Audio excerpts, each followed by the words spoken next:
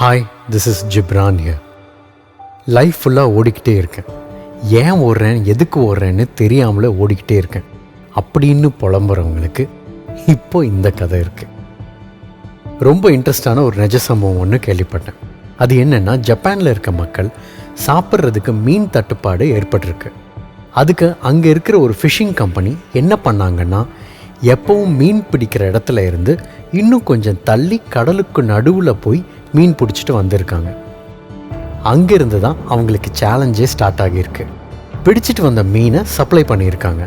ஆனால் ரொம்ப தூரம் போய் மீன் பிடிச்சிட்டு வர்றனால கரைக்கு திரும்புறதுக்கும் ரொம்ப நேரம் ஆயிருக்கு.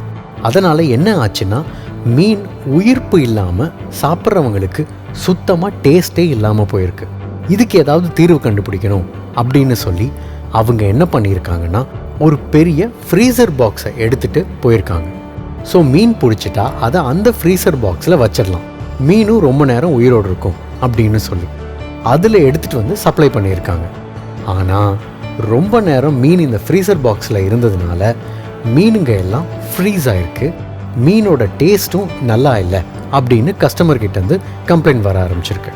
கம்பெனிக்கு தலைவலியாக இருந்திருக்கு. என்னடா மீனை எடுத்துகிட்டு வர லேட் ஆகுதுன்னு சொல்லி ஃப்ரீசர் எடுத்துகிட்டு போனோம், இப்போது ஃப்ரீசரில் வச்ச மீனோட டேஸ்ட்டு கஸ்டமருக்கு பிடிக்கலையே அப்படின்னு சொல்லிட்டு அவங்க ஒரு மீன் தொட்டியவே ரெடி பண்ணி போட்டில் எடுத்துகிட்டு போயிருக்காங்க. பிடிச்ச மீன் எல்லாத்தையும் அந்த தொட்டியில் போட்டு எடுத்துகிட்டு வந்திருக்காங்க. இப்போ தான் இன்னொரு சேலஞ்ச் ஸ்டார்ட் ஆகிருக்கு.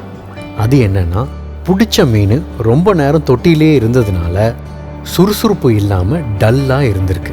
இப்போவும் இந்த மீன் டேஸ்ட்டே இல்லாமல் இருக்குன்னு கஸ்டமர்கிட்ட இருந்து கம்ப்ளைண்ட் வந்திருக்கு. லேட்டானனால தான் ஃப்ரீசர் ரெடி பண்ணோம், அப்போவும் டேஸ்ட் இல்லைன்னு சொல்லி தான் தொட்டி ரெடி பண்ணோம், அதுலேயும் டேஸ்ட் இல்லைன்னா என்ன பண்ணுறது அப்படின்னு யோசிச்ச அந்த கம்பெனி ஒரு ஸ்மார்ட்டான ஒரு ஐடியா பண்ணாங்க.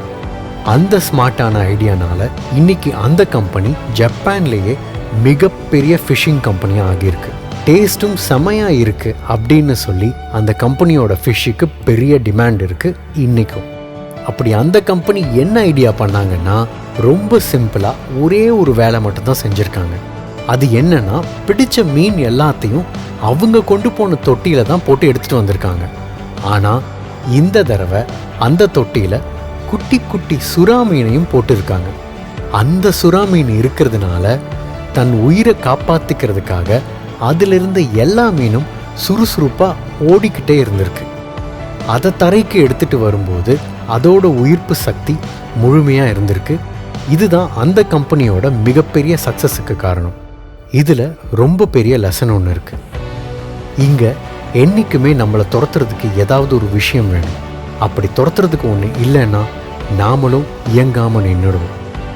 ஏதாவது ஒரு விஷயமோ பிரச்சனையோ நம்மளை துரத்தும் போது நமக்கு டென்ஷனாக தான் இருக்கும், கோபமாக தான் இருக்கும். ஆனால் அது இல்லாமல் நின்றுட்டு இருக்கோன்னு வச்சுக்கோங்களேன், அது குட்டை, அழுக்கு சேர்ந்துடும். ஓடிட்டு இருந்தால் தான் நதி சுத்தமாக இருக்கும். அந்த தொட்டிக்குள்ளே குட்டி குட்டி சொராவை போட்டதால் மீன் தன்னை காப்பாற்றிக்கிறதுக்காக சுறுசுறுப்பாக இயங்கிட்டே இருந்திருக்கு. அதே மாதிரி தான் நம்மளையும் துரத்துறதுக்கு இங்கே ஏதாவது ஒரு விஷயம் நமக்கு வேணும். அப்படி நம்மளை ஏதாவது ஒரு விஷயம் துரத்திட்டு இருந்தால் மட்டும்தான் நாமும் இங்கே சுறுசுறுப்பாக இயங்கிட்டு இருப்போம். நமக்கு வர்ற பிரச்சனையாக பார்க்காம நாம் உயிர்ப்போடு இயங்குவதற்கான வாய்ப்பாக பார்ப்போம். தேங்க்யூ. உன் வாழ்க்கை உன் கையில்.